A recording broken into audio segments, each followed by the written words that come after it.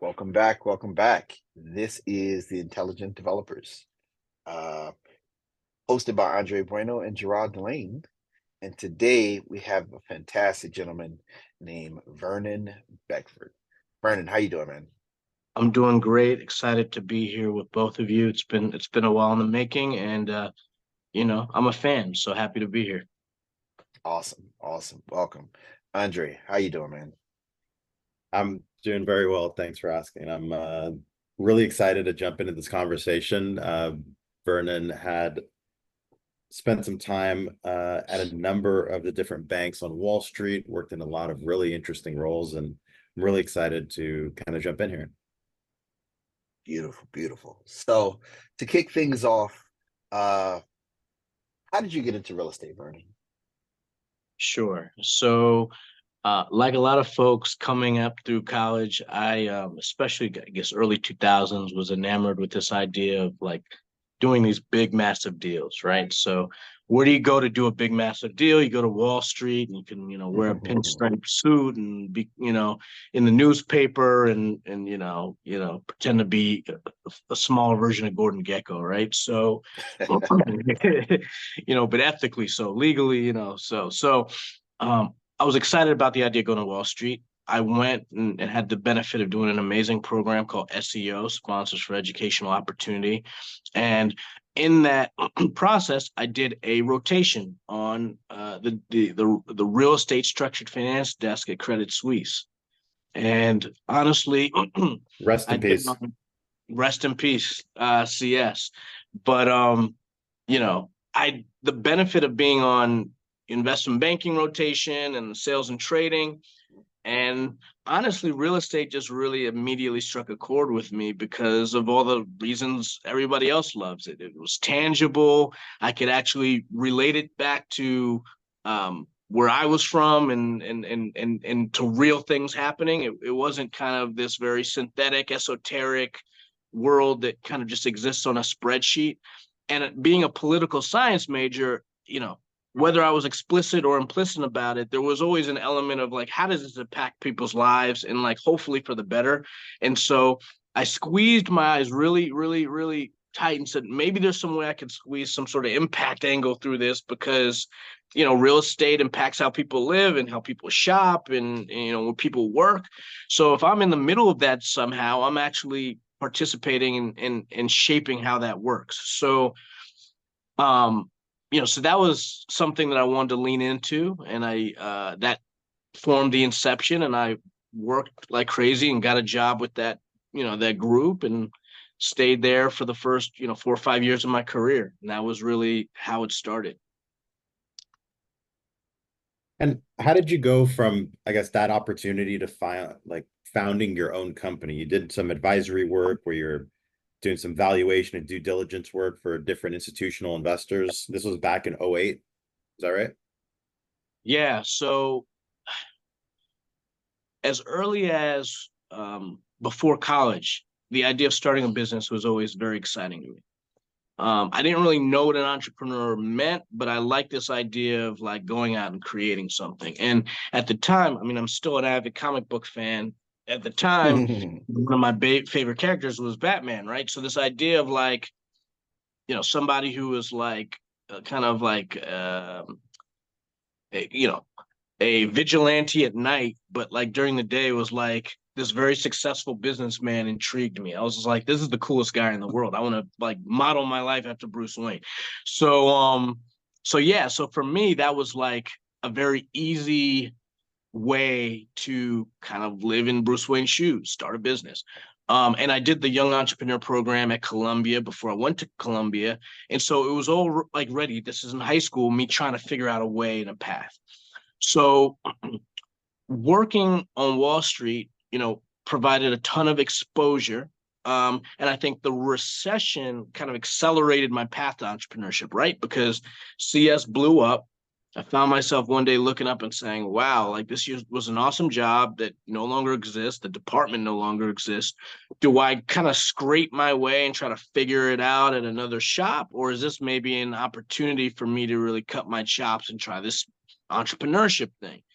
And my buddy at the time, or who's still my business partner, I say, one of my best friends, Eric Andrew, and co-founder of DLS, he was working at Goldman. He was buying properties on the side, literally like burning the candle on both ends.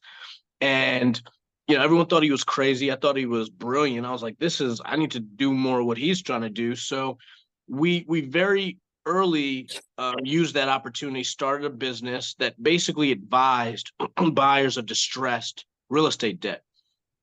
And that was the first foray into entrepreneurship. And then since then, we've both taken slightly different journeys that kind of came back together. But everything we've done, either officially or unofficially, since then has had to incorporate in our professional lives some element of entrepreneurship.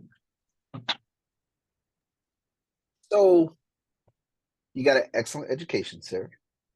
Can you talk a little bit about how that assists your entrepreneurial endeavors as things have progressed? Can you talk about that a little bit? Sure. So I think that there is a tendency, and I think schools have gotten better in embracing the idea of entrepreneurship, but I think certainly when kind of that era where we would have gone to college, it was still kind of a cool budding topic that hadn't really been fleshed out in terms of academia leaning into it in a great way. There was obviously a few exceptions. So it wasn't obvious, frankly, if you really were like an academic person, then entrepreneurship was the wise path. It was kind of like, it was kind of like cool, but weird, right? Like you saw examples of people that made gazillion dollars, but then I'd go back home to my parents, and my parents are academics, my dad's an engineer. And so like for them, it was like, all right, like we'll support you. This is cool, like I guess. But like what is it again? Like what, like you want to go buy a franchise or something? Like what does it mean to you to be an entrepreneur, right? Like you want to go out and sell comic book? Like what are you trying to do? So I think in some respects, going through a great academic background can be an hindrance, at least in terms of discouraging people from being entrepreneurs, because the idea is you spend so much money at school, go off and get a great job and be, successful in it. This idea that you're going to go off and you're going to like take on all this risk and not know where money's coming in for a while. And then like, maybe it'll work out on the other end, I think for many people in academia seems like a crazy man's journey. And so I had to actually, many points in my career, kind of try to like dim that light in my own head, which would somewhat discourage me from taking the steps that I think deep down I wanted to take, but didn't always have the courage to because it just felt too risky. Now, I think we're in an enviable position where, having gone to business school, entrepreneurship is like cool and everybody's encouraging you. So it kind of comes full circle where you're like, oh, I'm not crazy. This is awesome. And there are other people in the room that are doing it too. And there are all these examples of people that have been successful. And so that kind of brought it full circle where now I could put, oil and engine jet fuel on it and really perpetuate it. But, it depends. It's come in ebbs and flows. And so, unfortunately, education is a great thing and formal education is a great thing. Sometimes, especially when you take a path that's a little less traveled, you have to untrain yourself in what you've been taught. It's interesting what you're saying about the timeline, because I actually remember, and we were in grad school around the same time. Before we were in grad school, a lot of the business schools were about leadership, like leading a company. The entrepreneur big push wasn't until after we had graduated. You're right. There wasn't a big support system around, this is how you start a new business. This is how you raise capital to run a business as an entrepreneur. You're right. There wasn't a big infrastructure around us to do that. Exactly. Everyone, told you to be Jack Welch and, how do you run the next TV, right? Exactly. So I think for folks like us, especially, real estate is by its nature entrepreneurial. That's the other thing. I think real estate programs have really come into their own as well. So there's, real estate was kind of like respected, but a little bit of a stepchild in a lot of these programs as well. So if you're like, okay, I want to be an entrepreneur and I want to be in real estate, it wasn't always as obvious as to how you actually got the information, the access to make that happen. Even till recently, I'd say Even so recently. most MBA programs, real estate is like a small subset of that organization. But when you get to capital markets, real estate is massive. Exactly. And HBS was no exception. I mean, the overwhelming majority of people at HBS were not focused on real estate. And so there's a gift and a curse, though, that comes with that, because then you know the people that are like super, super passionate about it. And so in some respects, I'd rather have like 5-10 people that I know are in the trenches. They are committed to this. They love it. And then like we can build ourselves our little fraternity of real estate, versus like everyone's kind of interested in it, but not really. So that's what I experienced, and that network has still served me to this day, and those are still some of my best relationships from B school. But it took a couple years after B school for you to really go into this full time. And then if we look at your trajectory, did the pandemic really kind of accelerate that push with you starting DLS and then working in different aspects of the industry? Good question. So no, what really happened was, so I went to Harvard Business School and I said, I'm going to get into the investment side of this business. I'm going to get on the buy side. I was on the sell side. I'd worked in banking. I'd advised for investment groups. I want to be on the buy side and be in a position to make, decisions on how to allocate capital. And so I was looking at all kinds of opportunities in real estate, private equity mainly. And I got an amazing opportunity to join a new group at a firm called Global Atlantic, which was Goldman Sachs's insurance business that had spun out very recently. And the whole premise was, okay, the insurance business is not known necessarily for being the most, let's say, as aggressive as private equity in terms of the pursuit of returns, right? For very obvious reasons. And so the idea was this spinoff took the expertise of having come out of Goldman to be really tactical and thoughtful in pursuing investments that traditional insurance companies may not pursue. Right. And real estate was one of the segments where that was the case. And there was no one really there to have built out a platform.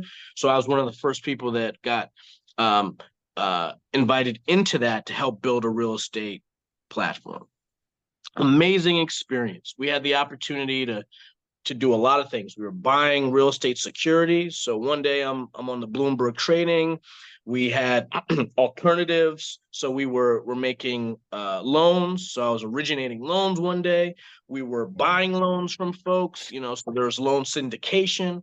We were partnering with home builders like Lennar when they launched their multifamily operation to go out and build multifamilies across the country. So we're doing a lot of really cool stuff that gave me visibility to the whole stack, debt and equity, and put me in a position where every day I said, okay, where's the best place to allocate money into real estate right now? Depending on what's happening in the geopolitical environment, depending on what's the regulatory regime for insurance companies, depending on where the opportunities we're seeing, where should we be allocating money into real estate? And so I think that was like a really, really formative experience to give, I think, a comprehensive view of the market that a lot of people don't get because they're living in a very, very specific silo of the industry. Now, in some respects, we were the victim of our own success because we got to the point where we grew very big. And the real estate group, I think, reached a point where we were managing $5 to $6 billion of AUM. And so that's a huge number. And at some point, once you take that and all the other groups within Global, you're managing a lot of money. And so you have to start looking and behaving a lot more like, a regular insurance business.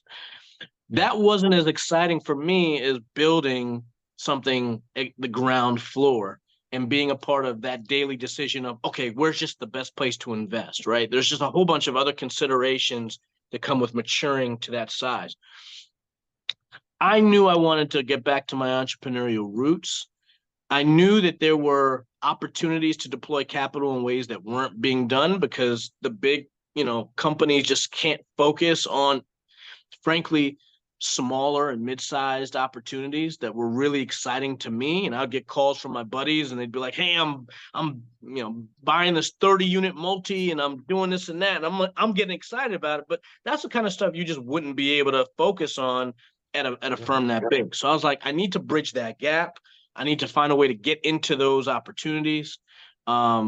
And I just saw so many people doing amazing things, but they needed help on the capital side. So my partner and I decided to launch a company to help people address their capital needs. Now, to your question about COVID, originally, because my partner, Eric Andrew, had invested very heavily into short-term rentals, initially our focus was we're going to help people finance vacation rentals and short-term rentals because there just wasn't as much financing at the time available. And it was much more of a fledgling weird space. People hadn't really just fully embraced financing Airbnb rentals and stuff like that. Well, when COVID hit, that business plan got thrown out the window immediately. We were like, okay, that business came and went in like a week and a half. Like, no, we're not focusing on that. And then we started getting all these calls from our relationships of like, yeah, my deal stalled, my lender disappeared, I don't know what's happening on my project, I can't get them to pick up the phone. And because we built all these relationships in the capital markets, we started plugging holes and helping people. That was the inception of Diversified Lending Solutions, and it has just expanded from there. But it started was really just helping our immediate network of real estate operators figure out how the heck to get their deals funded when all this stuff was blowing up. And then we grew from there. So you're a lender for aspiring borrowers out there who are looking to do some deals. What are some key underwriting criteria you would say that somebody should focus on as they're looking to do deals? So it's funny you asked that because over the last week, we've been having calls with, I think we've probably spoken to 15 sponsors. And a big part of our business is working alongside financial institutions that are trying to design products, whether that be for emerging developers, diverse developers, and the like. And we continually see that there's a big disconnect in terms of the expectations that these funding sources have and the infrastructure and capabilities that these operators display. And so I call that capacity building. So we're constantly on the phone with folks to help them capacity build and think through how to underwrite and how to present and how to do all those things better. What I would say is that there's not one specific line item that, everybody misses or, everyone should get right. But process-wise, there's things that people should be doing to make themselves more financeable and give themselves a real fighting chance to get capital. I can list a few of those. That could be a 45-minute conversation, but so one of the biggest areas that I think people fail is fact filtering on their deals and fact filtering for the people that look at their deals. You have to think of your deal as a story that somebody wants to read. And many people get so enamored with their own deals that they kind of glaze over that this is a risky proposition for someone else. And someone else is probably seeing other opportunities. And they need to present something that is both cogent and logical and answers the questions, but it's also interesting on a relative basis versus whatever else they're seeing. So framing that narrative is really, really important. Filtering the facts that get distilled through that story is really, really important. And that's one of the biggest things that we're helpful in with sponsors in terms of getting their deals funded. The other things that I would say is that folks don't necessarily know how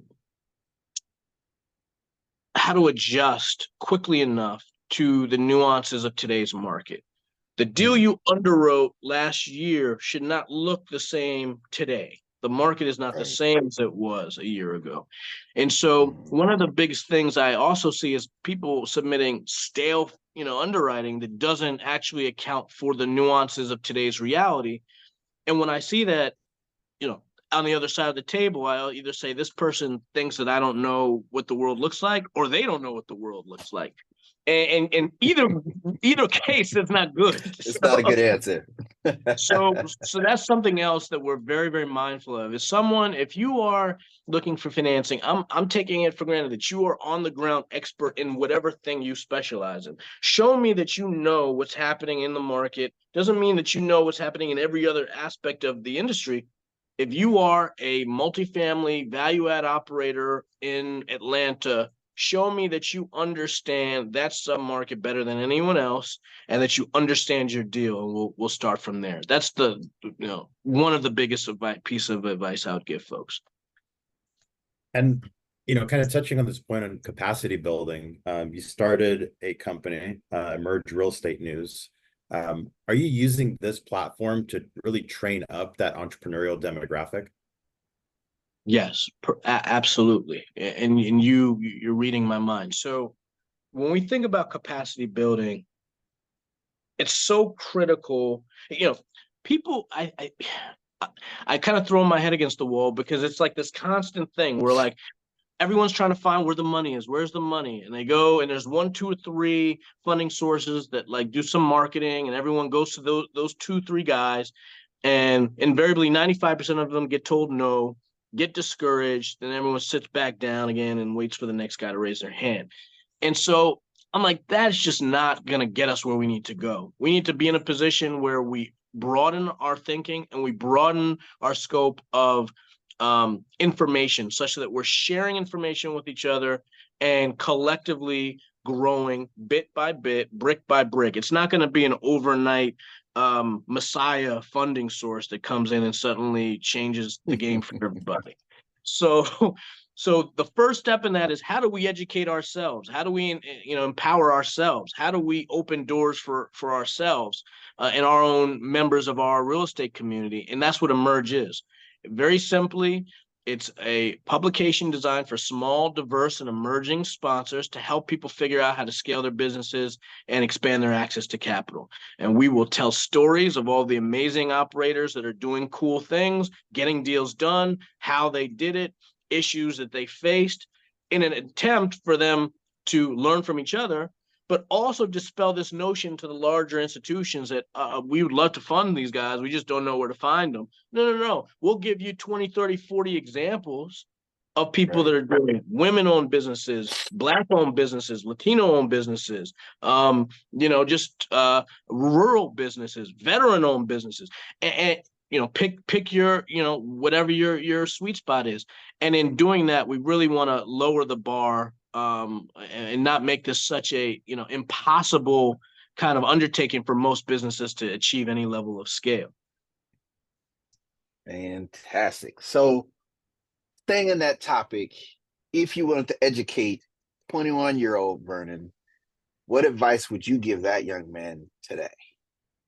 Yeah. So very, very good question. I think one of my mistakes was, don't let perfection stand in the way of the good, right? And I had this image in my mind of, you work at the firm for 10 years, and then you make enough money, and then you go off, and then you raise, an anchor investor, and and you go off and you do a nice big, it's this very sequential kind of form of thinking that I think is highly unlikely unless you just have, great luck or great serendipity or a rich uncle to just kind of like, it's not realistic for today's world. Realistic. And so I wish I appreciated earlier that it was okay to make mistakes. It was okay to kind of go off and take some risks, and to do even smaller deals on the side, in a way that doesn't necessarily feel as buttoned up, because you're just trying to figure out the best path to get there. I think that, again, going to your point of academia, I had a very, very box-like thinking in terms of you go to school and you check this box, you check that box.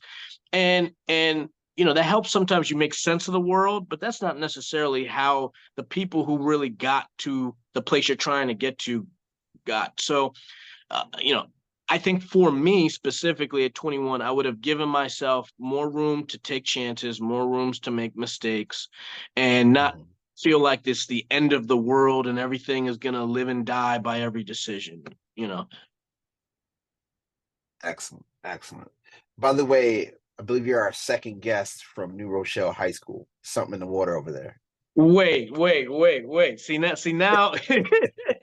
See, I knew I already liked the show, but now we're getting into new levels of your Greg ability to Weston. discern great speakers. Is evidenced by that fact alone.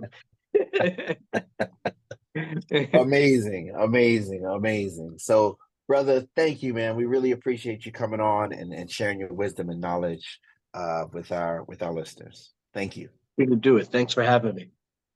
All good. Thank you so Till much. next time. Till next time.